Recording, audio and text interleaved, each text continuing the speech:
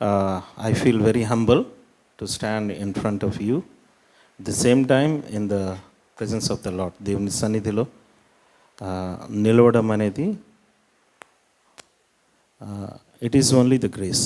Amen, hallelujah. నా ఒక మాట ఏంటంటే, నేను మొత్తం అంతా ధ్యానించను కానీ ఒక 2-3 వర్సెస్ నేను ధ్యానించాలని ఆశిస్తున్నాను. దేవుడు నాతో మాట్లాడిన కొన్ని మాటలు మీ అందరికీ తెలుసు. చాలా సిల్లీగా ఉంటుంది.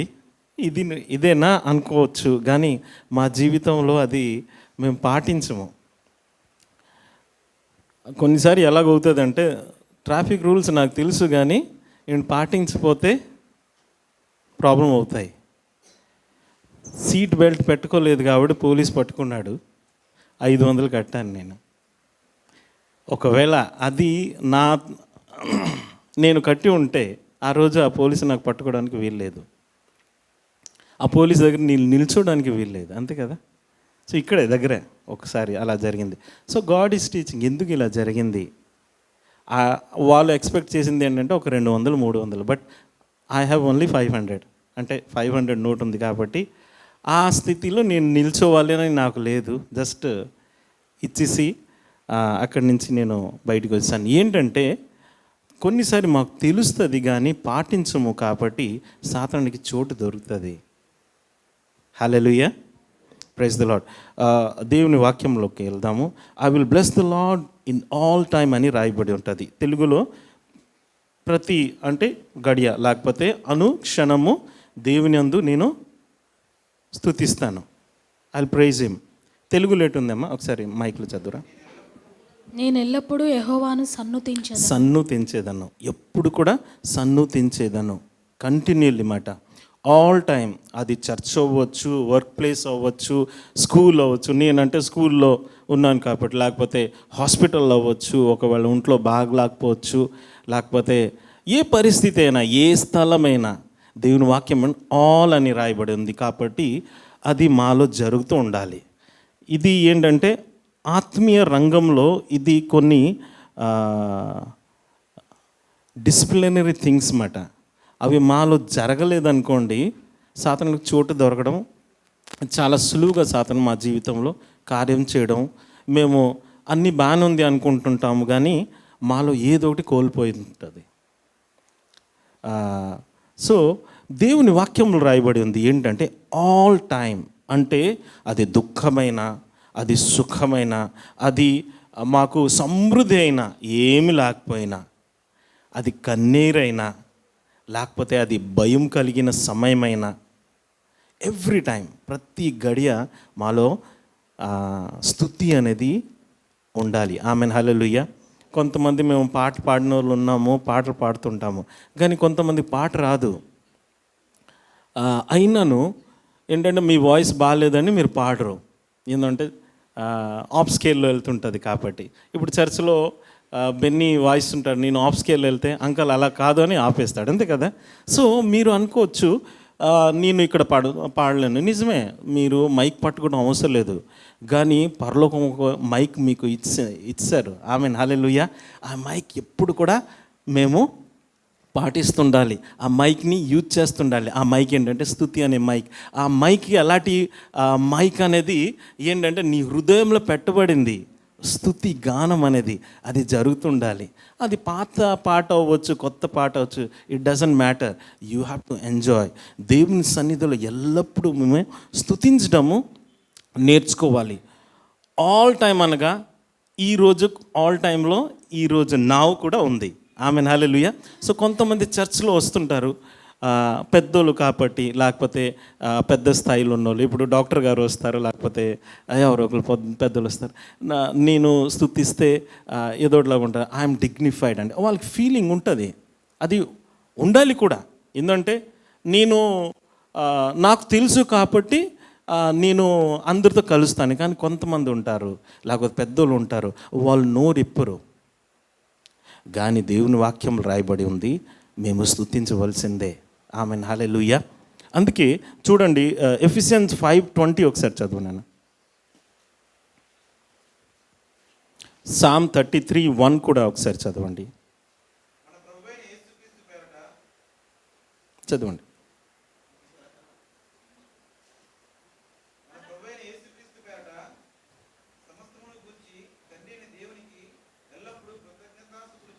ఎల్లప్పుడు ఆమేన్ హల్లెలూయా. ఈ మాట చెప్పడానికి 33 ఒకసారి చదవమ్మా. 1 సామ్ 33:1. నీతిమంతులారా యెహోవాను బట్టి ఆనందగానము చేయుడి. స్తుతి చేయుట యథార్థవంతులకు శోభస్కరము. అది నీకు నాకు ఏంటంటే అందంగా, నువ్వు అందంగా ఉండాలి దేవుని సన్నిధిలో అంటే నువ్వు ఏంటంటే ఎప్పుడు కూడా స్తుతిస్తూ ఉండాలి. ఆమేన్ హల్లెలూయా. మరీ ప్రాముఖ్యంగా ఎప్పుడైతే నీకు శోధన జరుగుతుంటుంది అప్పుడు నువ్వు స్తుతించడం నేర్చుకోవాలి. ఆమేన్ హల్లెలూయా. కొంతమంది టంగ్స్, ఇక్కడ ఎంతమంది టంగ్స్ గిఫ్ట్ ఉంది ఒకసారి చేతులు ఎట్టండి. కొంతమందికి, ఎవరికైతే టంగ్స్ గిఫ్ట్ లేదు మీరు టంగ్స్ గిఫ్ట్ కోరుకోవాలి. మీరు కోరట్లేదు కాబట్టి మీకు దొరకట్లేదు. సో దేవుని వాక్యంలో సీక్ అంటే ఎతకడం, మేము ఆశపడాలి. నువ్వు ఆశిస్తే అవి పొందుకుంటావు. అది ఒక ఎక్స్ట్రీమ్ లెవెల్లో వర్షిప్కి వెళ్ళడానికి, లేకపోతే ఆరాధించడానికి దానికి మ్యూజిక్ అవసరం లేదు, దానికి ఒక స్థలం అనేది అవసరం లేదు. నువ్వు మార్కెట్లో ఉన్నా నువ్వు ఆనందిస్తావు, రోడ్లో నడుస్తున్నా నువ్వు ఆనందిస్తావు. సో ఇలాంటి అంటే నేను చాలామంది ఇప్పుడు కొన్ని డాక్టరీన్స్ ఉంటాయి, అందరికీ టంగ్స్ గిఫ్ట్ ఉంటుందండి ఉండదు అని. కానీ వాక్య విధంగా ఎక్కడ లేదు. కొంతమందికి ఉంటుంది, కొంతమంది లేదు అని చెప్పొచ్చు. కానీ ఆ రోజు ఆ పై అప్పర్ రూమ్లో వాళ్ళందరూ కూడి ఏం చేస్తున్నారు, వాళ్ళు దేవునికి స్తుతిస్తున్నారు, మొర పెడుతున్నారు, దేవుని యొక్క శక్తి పొందాలని. వాళ్ళకి అప్పుడు వరకు తెలీదు మీ మీద అన్య భాషలో ఒక భాషలో మాట్లాడతారు అని ఎవరికి తెలీదు. సో సడన్లీ వాట్ హ్యాపెండ్, అందరూ మాట్లాడడం మొదలెట్టారు. అక్కడ కొంతమంది అని రాయలే, అందరూ అక్కడ మాట్లాడడం. సో దేవుని యొక్క చిత్తం ఏంటంటే మేము స్పిరిట్ రమ్లో ఆయన్ని ఆరాధించాలంటే టంగ్స్లో మాట్లాడడం మేము నేర్చుకోవాలి. అది నేర్చుకోవాలంటే దేవుని యొక్క గిఫ్ట్, అది దాని గురించి ఆశపడాలి మేము. ఓకే, నేను టంగ్స్ గురించి చెప్పను, కానీ ఇప్పుడు ఏంటంటే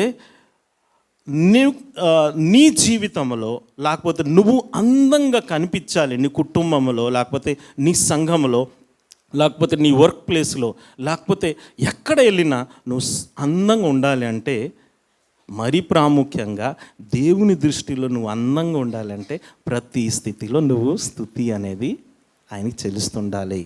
అది నీ వస్త్రమై ఉంది. It is going to beautify you. అది ఎలాగంటే ఫేర్ అండ్ లవ్లీ రాసుకున్నట్టు ఉంటుంది. Amen hallelujah. అది ఎలాగంటే ఒక సెలూన్లో వెళ్ళి ఏంటి చేసుకుంటారు, అది ఫేషియల్ 5,000 6,000 10,000, పెళ్లి కూతురు చేయాలంటే ఒక 40,000 కూడా ఖర్చు పెడుతుంటారు. సో అది ఫ్రీగా ఇవ్వబడింది. ఒకటి తెలుసుకోవాలి ఏంటంటే నువ్వు స్తుతించడం మొదలెట్టాలి. హల్లెలూయా. ఈ పదం అనేది ఎప్పుడు కూడా రావాలి, హల్లెలూయా అని. చాలామంది పెద్దలు హల్లెలూయా చెప్పరు, ఏంటంటే చిన్నపిల్లలు చెప్తారని. No, it is not like that. క్రిందటి వారం కాదు, 2 weeks బిఫోర్ మెసేజ్ విన్నాం కదా, నీ యొక్క స్థానం నుంచి నువ్వు దిగిపోతేనే ఆయన వస్తాడని. ఆమేన్ హల్లెలూయా. మరీ ప్రాముఖ్యంగా నేను ఏం చెప్పాలంటే, నీ డిగ్రీ నువ్వు ఇక్కడ తీసుకొని రాకు, నీ అందచందం తీసుకొని రాకు, లేకపోతే నీ అభిషేకం నువ్వు తీసుకొని రాకు, లేకపోతే నీ గిఫ్ట్స్ నువ్వు పెట్టుకొని రాకు, లేకపోతే నువ్వు ఎంత జ్ఞానాన్ని పట్టుకొని రాకు. కానీ నువ్వు ఏ విధంగా రావాలంటే దేవుని సన్నిధిలో చిన్న బిడ్డగా రావాలని దేవుని వాక్యం రాయబడింది. సింపుల్. వాడిని గుండోడిని కూర్చోమంటే కూర్చుంటాడు. ఇప్పుడు అక్కడ నా పర్సు ఉంది, బై మిస్టేక్ తగిలిందన్నమాట. వెంటనే ఏడు చేశాడు, వెంటనే ఇది చేసి పైన పెట్టాడు. సో చిన్న పిల్లల మనస్తత్వం. నేను అదే ఇంకొకరిది అయితే నేను ఎందుకు తీయాలి, వాడికి బుద్ధి లేదా, రోడ్లో పెట్టాడు అంటాను, నా దారిలో పెట్టాడు కాబట్టి నేను తీయను అంటాను, అంతే కదా. కానీ చిన్నపిల్ల మనస్తత్వం ఏంటంటే హీ ఈజ్ వెరీ హంబల్. వాడికి ఏమీ అవసరం లేదు, ఈ లోకంలో ఏది కూడా అవసరం లేదు, వాళ్ళకి కావాలి ఏది ఇప్పుడు ఉంది అదే చాలు. దేవుని సన్నిధిలో నీ మనసు నా మనసు ఏ విధంగా ఉండాలంటే, ఈరోజు దేవునితో నేను కలవడానికి వెళ్తున్నాను, ఆ మనసుతో మేము రావాలి. ఆమెన్, హల్లెలూయా. అప్పుడు నువ్వు స్తుతిస్తావు. నీ యొక్క డిగ్రీ లేకపోతే నీ యొక్క బ్యాక్గ్రౌండ్ అంతా నువ్వు మర్చిపోయి దేవుని సన్నిధిలో నువ్వు ఓపెన్ అవుతావు. ఒకసారి ప్రావర్బ్స్ 12:14 ఒకసారి చదవండి. సామెతలు 12:14.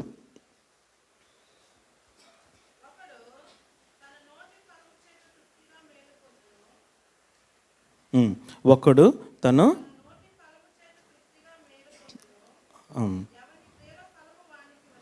ఆమేన్, హల్లెలూయా.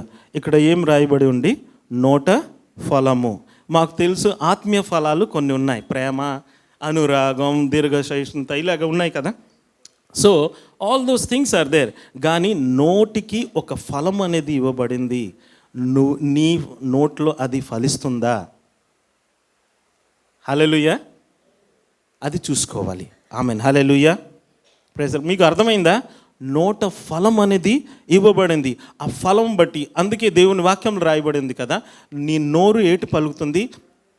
జీవ మరణము నాలుక వశమని. ఓకే, ఒకనాడు ఉండేది మరణము మేము పలకడం మేము నేర్చుకున్నాము. కానీ దేవుళ్ళు వచ్చిన తర్వాత నీ నాలుకని ఆయన ట్విస్ట్ చేశారు, ఆయన పరిశుద్ధపరిచారు. నువ్వు దేనికి పలకడానికి అంటే నేను పరిశుద్ధత పరగడానికి. ఆమెన్, హల్లెలూయా. నేను ఇంకాను పాపంలో ఉన్నానని 10 సార్లు నువ్వు కన్ఫెస్ చేస్తాను, పాపంలోనే ఉంటావు. ఇది నేను ఎక్కడ నేర్చుకొని చెప్పట్లేదు, నా అనుభూతి అది మీకు చెప్తున్నా. మీరు ఎక్కడ బుక్లో చూశానని పెద్దలు అందరూ చూస్తున్నారు నా వైపు. కొన్ని చిన్న అంటే మాటలు, కానీ అది చాలా యూస్ఫుల్ ఉంటుంది. నువ్వు ప్రార్థిస్తున్న ఈ భర్త గురించి ప్రార్థన చేసి చేసి అలిసిపోయి సంఘం అంతా అందరికీ దొర్లి పడిపోయి వాళ్ళు అందరూ ప్రార్థన చేసేస్తుంటారు. నువ్వు మటుకు ఎప్పుడైతే నీ భర్త శోధిస్తున్నాడో అప్పుడు ఈడు బాగా పడుడా అని ఒక మాట చెప్పావనుకో, నరకం అంతా చూస్తూనే ఉంటుంది. ప్రార్థన సంఘం అంతా చేస్తున్నారు, దొరులుతున్నారు, ఏడుస్తున్నారు, కేకలేస్తున్నారు అంటే నరకం అంతా చూస్తుంటుంది. ఎక్కడ ఒక చోటు దొరుకుతుంది. నువ్వు కూడా ప్రార్థన చేస్తున్నావు, ప్రాముఖ్యం నీ ప్రార్థన కూడా దేవుడు చూస్తున్నాడు. కానీ ఈడు బాగుపడడు అని ఒక మాట చెప్తే నరకానికి చోటు దొరుకుతుంది. నీ భర్త మారడానికి ఛాన్స్ లేదు, నీ భార్య మారడానికి ఛాన్స్ లేదు. నువ్వు ఏ శోధనలో ఉన్నావో ఆ శోధించే సమయంలో, దేవా నా భర్త ఇలాగున్నా, నా భర్త ఇది కాదు, నా భర్త నీ సేవకుడు అయి ఉన్నాడు పలకగలగాలి. అది ప్రైజ్ ఒక పదము, అది ఒక ఏంటంటే నీ ఒక జీవ నాలుక, ఒక లిప్స్, ఒక ఫ్రూట్ మాట. నువ్వు ఎప్పుడైతే పలుకుతావో నువ్వు ఏడు చూస్తావు, అక్కడ రాయబడి ఉంది, they will see good things. వాళ్ళకి తెలుగులో ఏటుంది? ఎవని క్రియల ఫలము, జీవఫలము ద్వారా ఏం జరుగుతుంది? ఎవని క్రియల ఫలము వానికి వచ్చును. కాదురా, నోటి ఫలము చేత, నోటి ఫలం గుడ్ థింగ్స్ అని ఉంటుంది. మేలు పొందు. మేలు పొందుతావు. నీకు మేలు కావాలా? ఎంతమందికి మేలు కావాలి ఇక్కడ? అరే బాబు, ఎంతమందికి కావాలి అని ఎత్తండి మీరు. ఏంటి నేను ఏదో నాకు డబ్బు ఇవ్వాలన్నట్టు మీరు ఫెయిల్ అయిపోతారు. అరే మరీ విచిత్రం. మీకు మేలు అవసరం లేదా? హల్లెలూయా. బీపీ షుగర్ అయిపోయి హాస్పిటల్ పడి ఉండాలని మీకుందా? మీరు మేలు పొందుకోవాలంటే యూ హ్యావ్ టు స్పీక్. నువ్వు మాట్లాడవలసిందే, ప్రార్థన చేయడం కాదు, మాట్లాడాలి. ఆమెన్, హల్లెలూయా. ఘోషించాలి. సాతానునికి ప్రార్థన అనేది వణుకు.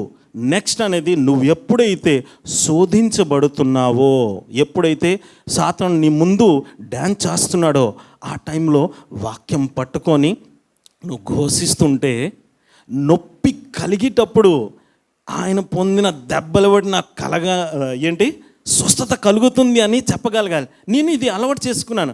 ఎందుకంటే ప్రతిరోజు శోధన అనేది ఉంటుంది. ప్రతిరోజు ఎలాగంటే బాత్రూమ్ ఒక ప్రేయర్ రూమ్గా మారిపోద్ది. ఆమెన్, హల్లెలూయా.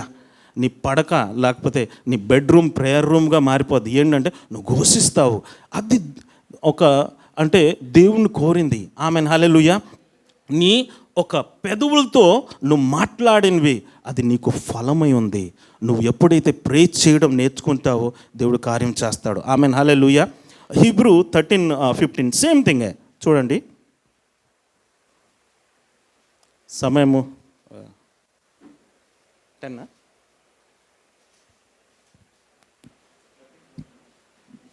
13 కాబట్టి ఆయన 15. ద్వారా మనము దేవునికి ఎల్లప్పుడూ స్తుతియాగము చేయుదుము అనగా ఆయన నామమును ఒప్పుకొనుచు జీవఫలము అర్పించుదుము. ఆమేన్, హల్లెలూయా. ఎల్లప్పుడూ స్తుతియాగము చెల్లించుదము. ఇక్కడ మ్యాథమెటికల్ ఈక్వేషన్స్ ఏంటంటే continuously offering sacrifice of praise, అంటే ఎల్లప్పుడూ నువ్వు స్తుతియాగము సాక్రిఫైస్, అది ఇష్టమైనా లేకపోయినా దేవానికి వందనాలు అని ఎప్పుడైతే నువ్వు పలుకుతున్నావో అది ఏంగా మారుతుంది అంటే దేవుని వాక్యంలో ఫ్రూట్ ఆఫ్ లిప్స్, ఒక అది ఏంటి, జీవ ఫలము, జీవ ఫలముగా మారుతుంది. ఆ జీవ ఫలము అనేది ఏం చేస్తుంది అంటే కిందకు చూడండి, that is the fruit of lips that acknowledges his name. ఎప్పుడైతే నువ్వు స్తుతిస్తున్నావో అది నీ యొక్క జీవఫలముగా ఉంది. ఆ జీవఫలం ఏం చేస్తానంటే దేవుణ్ణి ఎక్నాలెడ్జ్ చేస్తుంది. ఎక్నాలెడ్జ్ అంటే గుర్తిస్తుంది, నువ్వు నా దేవుడు అని. ఆమేన్, హల్లెలూయా. పరిస్థితి నాకు బాగాలేదు, చాలా విపరీతమైన పరిస్థితులు ఉన్నాను. ఆ సమయంలో నేను ఎప్పుడైతే స్తుతిస్తున్నానో, నేను ఏడ్ చేస్తున్నాను, నాకు ఇష్టం లేకపోయినా నేను స్తుతిస్తున్నానంటే it is a sacrifice of praise. అదే బలి అర్పణ నేను చేస్తున్నాను. ఆ బలి అర్పణ ఏంగా ఉంది, నా జీహ ఫలముగా ఉంది. ఆ జీహ ఫలము ఏం చేస్తుందంటే దేవుని యొక్క ప్రాభుత్యాన్ని, దేవుని యొక్క పరిపాలనని నా జీవితంలో ఘోషణ చేస్తున్నాను నేను. ఆమేన్, హల్లెలూయా. ఎప్పుడు కూడా మేము ఈ రంగంలో పడము అంతవరకు మా జీవితంలో ఆశ్చర్యక్రియలు జరగదు. ఆమేన్, హల్లెలూయా, ప్రైజ్ ది లార్డ్. అది ఎక్నాలెజెస్ అనగా దాని అర్థం ఏంటంటే గాడ్స్ అథారిటీ, దేవుని యొక్క శక్తి, ఆయన పవర్, ఆయన ఎగ్జిస్టెన్స్, ఆయన నా తోడు ఉన్నాడని నేను పలుకుతున్నాను. ఆమేన్, హల్లెలూయా. ఆయనందు నేను విశ్వసిస్తున్నాను, ఆయనందు నేను సమర్పించుకుంటున్నాను, ఆయనందు నేను హర్షిస్తున్నాను. ఆమేన్, హల్లెలూయా. ప్రతి మాటలో యేసయ్య మాట, యేసయ్య నామానికి తీసుకొని వస్తున్నాను. పరలోకమందు ఈ లోకమందు ఒక్క నామంలో బలము ఇవ్వబడింది, ఆధిక్యత ఇవ్వబడింది ప్రతిదీ జరిగించడానికి. ఆ నామం ఏంటి? యేసుని నామం. నీ యొక్క ప్రతి పరిస్థితులు నువ్వు ఎప్పుడైతే సాక్రిఫైస్ ఆఫ్ ప్రైజ్ నువ్వు ఘోషిస్తున్నావు, నువ్వు స్తుతిస్తున్నావు, నువ్వు ఏడ్ చేస్తున్నావు, దేవుని యొక్క నామము నీ జీవితంలో నువ్వు పలుకుతున్నావు. ఆమేన్, హల్లెలూయా, ప్రైజ్ ది లార్డ్. దెన్ చూడండి, మూడో దాంట్లో వెళ్దాము. సామ్ 34:3. నాతో కూడి యెహోవాను గణపరచుడి, మనము ఏకముగా కూడి ఆయన నామమును గొప్ప చేయుదుము. ఆమేన్, హల్లెలూయా. అప్పుడు నువ్వు ఏడ్ చేస్తున్నావు, దేవుని నామానికి హెచ్చిస్తున్నావు. ఎప్పుడైతే దేవుని నామం హెచ్చిస్తే, దేవుని యొక్క సన్నిధిలో ఉన్న జీవితంలో వస్తే దేవుని యొక్క రాజ్యం నీ కొరకు పని చేస్తాయి. ఆమేన్, హల్లెలూయా. ఆశ్చర్యక్రియలు జరుగుతాయి, విడుదల కార్యము జరుగుతాయి. చాలామంది విడుదల పొందకుండానే చర్చిలో ఎందుకు మిగిలిపోతున్నారు అంటే ఇవి జరగట్లేదు. నువ్వు ఎప్పుడు కూడా ఆయనకి పొగుడుతుండాలి. ఆయన సన్నిధిలో నీ జీవితంలో, నీ కుటుంబ జీవితంలో, నీ పరిస్థితులు వస్తే పరలోకం అంతా ఆయన దిగి వస్తే పరలోకం అంతా వస్తారు కదా, దేవుని యొక్క ఏంజల్స్ వచ్చి నీ పట్ల పని చేస్తాడు. ఆమేన్, హల్లెలూయా. ఇది మా జీవితంలో జరగాలి. అప్పుడు నువ్వు చెప్తావు, రండి అందరూ కలిసి దేవుని స్తుతిద్దాము. చర్చ ఎలాగుండాలంటే దేవుని సన్నిధిలో మేము స్తుతించే ఒక చర్చగా ఉండాలి. ఆమేన్, హల్లెలూయా, ప్రైజ్ ది లార్డ్. నెక్స్ట్ చూడండి, 5th ఒకసారి చదవండి, 4th చదవండి. నేను యెహోవా యొద్ద విచారణ చేయగా ఆయన నాకు ఉత్తరం ఇచ్చాను, నాకు కలిగిన భయములన్నిటిలో నుండి ఆయన నన్ను తప్పించెను. ఇక్కడ ఎవరన్నా భయంతో ఉన్నారా? ఎవరు లేరా? నేను భయంతో ఉన్నాను, చేతులు ఎత్తాను కాబట్టి. ఇప్పుడు నేను చేతులు ఎత్తారా? భయం. అమ్మగారు, థ్యాంక్స్, ప్రైజ్ ది లార్డ్. నాతో పాటు నా కంపెనీ మాట. ఓకే, ఇంకా భయము. ఓకే, 2. ప్రైజ్. సొల్యూషన్ చెప్పబోతున్నాను. మీకు ఎప్పుడు భయం కలగదా? కలుగుతుంది కదా. అంటే మరీ భయక్రాంతం కాకుండా భయం అనేది ప్రతి ఒక్కరు ఉంటుంది. కానీ ఇక్కడ చూడండి, వింతైన మాట ఉంటుంది. ఐ సర్చ్ ద లార్డ్ అంటే నేను దేవుని ఎతకడం మొదలెట్టాను. ఆమేన్, హల్లెలూయా.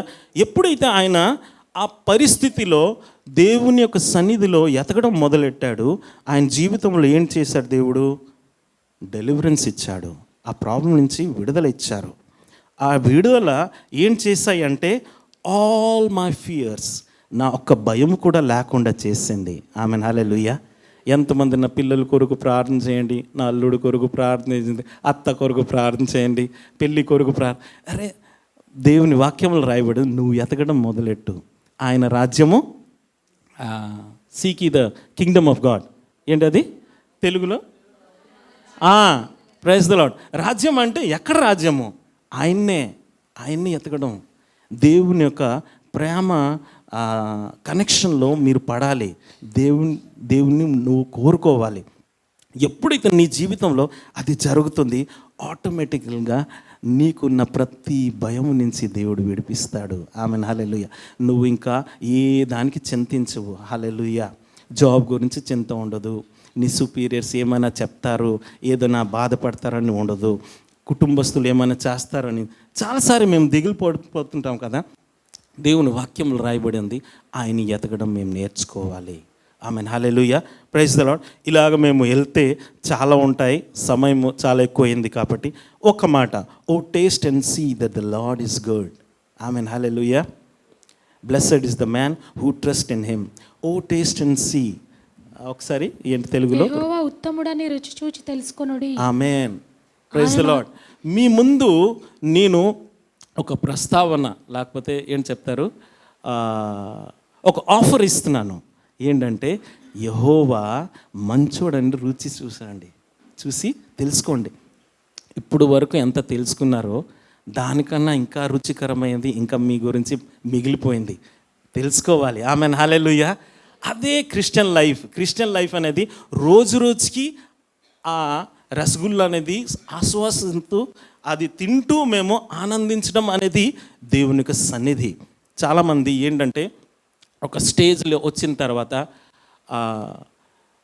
దేవుని యొక్క ప్రెజెన్స్ వాళ్ళు అనుభవించారు, ఇది ఇలాగే ఉంటుంది అనుకుంటారు. అది కాదు, ఇంకా ఉంది. ఎవరు కూడా జీవితం సరిపోవు. నేను మొన్న వెళ్ళాం కదా, క్రిస్టియన్ని ఆయన మీటింగ్కి వెళ్ళాం కదా. ఆయన ఎక్స్పీరియన్సెస్ ఒక్కొక్కటి ఆయన చెప్పుకొని వాక్యం చూపిస్తూ వస్తుండగా ఒక 50,000 మంది ఉంటారు అక్కడ. అంటే ఒకరు కూర్చోలేకపోతున్నాను, నిల్చోలేకపోతున్నాను, అలాగైపోతున్నాడు, ఉక్కిరి బిక్కిరి అయిపోతున్నాడు. సో అలాంటి అనుభూతులు దేవుడు ఇవ్వాలి అని కోరుతున్నాడు.